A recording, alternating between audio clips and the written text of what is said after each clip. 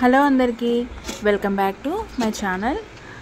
చాలా రోజులైంది కదండి లాంగ్ వీడియో తీయక, అందుకే ఈరోజు అందరి ఫేవరెట్ చికెన్ దమ్ బిర్యానీ ఎలా తయారు చేసుకోవాలో చూద్దాం. ముందుగా ఒక గిన్నెలో బాగా క్లీన్ చేసుకున్న చికెన్ని వేసి అందులో పసుపు, ఉప్పు, అల్లం వెల్లుల్లి పేస్ట్, కొద్దిగా గరం మసాలా, ధనియాల పౌడర్, మిరియాల పౌడర్, కారం అన్నీ వేసి బాగా మిక్స్ చేసుకోవాలి. మిక్స్ చేసుకొని ఒక హాఫ్ అన్ అవర్ పాటు మ్యాగ్నేట్ చేసి పక్కన ఉంచుకోవాలి. అవును, ఈరోజు సండే మీ ఇంట్లో ఏం స్పెషల్స్ ఏం చేసుకున్నారో కామెంట్ చేసి చెప్పండి.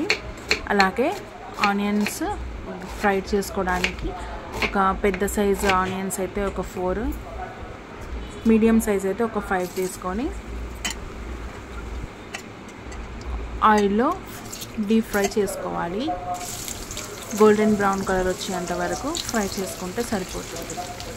వీడియోలో చూపించినట్టుగా కొద్దిగా ఉప్పు వేసుకొని గోల్డెన్ బ్రౌన్ కలర్ వచ్చేంత వరకు ఫ్రై చేసుకోవాలి. అవును, మీ అందరికీ చికెన్ బిర్యానీ అంటే ఇష్టమా లేక మటన్ బిర్యానీ అంటే ఇష్టమా?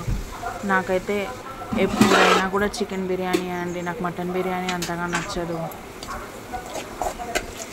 ఇలా ఫ్రై చేసుకున్న బ్రౌన్ ఆనియన్ని నేను ఆయిల్తో పాటు డైరెక్ట్గా అలానే చికెన్లో వేసానండి. కావాలంటే మీరు ఆనియన్స్ ఒక్కటే వేసి ఆయిల్ కూడా తర్వాత వేసుకోవచ్చు. అందులోనే ఒక 3 పచ్చిమిరపకాయలు, కొత్తిమీర, పుదీనా, పెరుగు వేసి అలాగే నిమ్మకాయ జ్యూస్ వేసి బాగా కలుపుకోవాలి. ఇలా స్పూన్తో అవ్వట్లేదు అని నేను ఇంకా చేతితో కలిపేశానండి. చేతితోనే కలపాలండి, అలా కలిపితే చాలా టేస్టీగా వస్తుంది. స్పూన్స్తో దాంతో కలిపితే అంత టేస్టీగా రాదు.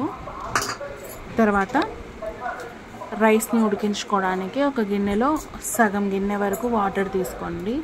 అందులో బిర్యానీ మసాలాలు అన్నీ వేసి ఉప్పు వేసి మనం ఆల్రెడీ ఇందాక నిమ్మకాయ మ్యాగ్నేట్ చేసుకోవడానికి యూజ్ చేసాం కదా, దాన్ని పీల్స్ ఇందులో వేసేసుకోవాలి. తర్వాత ఆ వాటర్ అంతా బాయిల్ అయిన తర్వాత ఆ నిమ్మకాయలను తీసేసి మనం ఆల్రెడీ హాఫ్ అన్ అవర్ పాటు నానబెట్టుకున్న బాస్మతి రైస్ని ఇందులో వేసి కొంచెం సేపు ఉడికించుకోవాలి. ఎక్కువగా ఉడకకూడదండి ఫస్ట్ లేయర్. ఆ తర్వాత వీడియోలో చూపించినట్టుగా కొద్దిగా పొంగు రాగానే తీసి ఫస్ట్ లేయర్ అంతా ఇలా వేయాలి, చికెన్లో వేసేసుకోవాలి. తర్వాత కొద్దిగా 60% వరకు బాయిల్ అయిన రైస్ని చికెన్లో వేసి బాగా గార్నిష్ చేసుకోవాలి. బ్రౌన్ ఆనియన్స్, కొత్తిమీర, పుదీనా వేసి నేను కలర్ యూస్ చేయనండి, అందుకే కొద్దిగా పాలల్లో పసుపు వేసాను. తర్వాత ఒక 2 టేబుల్ స్పూన్స్ నెయ్యి వేసి ఒక 10 మినిట్స్ ఫుల్లో 10 మినిట్స్ సిమ్లో వేసి దమ్ చేసుకోవాలి. అంతే. సబ్స్క్రైబ్ చేసుకోండి.